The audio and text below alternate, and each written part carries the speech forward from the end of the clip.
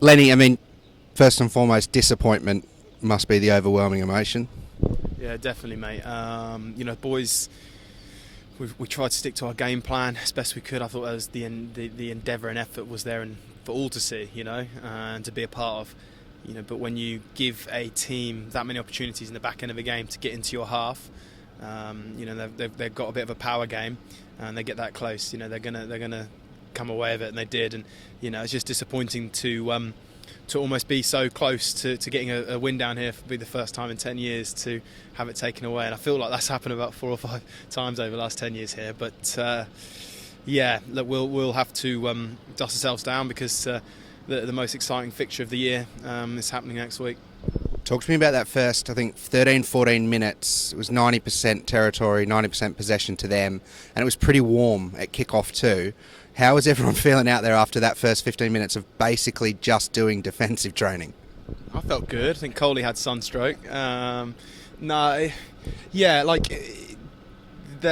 got into the game early, but we repelled them, and it actually gave us a lot of energy, and it took a lot out of them. We wanted to... we've got a world class, and I'm genuinely mean it, a world class conditioners, and Alad's obviously at the head of that. So we'll back our fitness. So in terms of keeping the ball in terms of those opening exchanges, we actually felt like we were in a really good place, and I felt like it definitely took a lot more out of them than it did us. We talk a lot about how you're a very old man. You had the oldest bloke replace you for the first time today, your first appearance, not with Wiggy, but sort of with Wiggy. How does it feel, I guess, slapping his hand for the first time as you come off? Yeah, I think it is the first time, actually. So, an old head goes off and an even older head comes on. So, no, look, I mean, as a 9, any position, you look at Matt Scott, what he brought on at 12, and DK coming off, myself and Wiggy. It's about getting that best 80 minutes within that position and working together. So I thought he was, everyone had a huge contribution when they came on. Absolutely left everything out there, and it's just disappointing that, sometimes with all that effort and endeavour, you still come up short. What do those young guys in particular take away from today? You mentioned DK, guys like Joe Hayes, Tommy Raffel. What did they come away with today?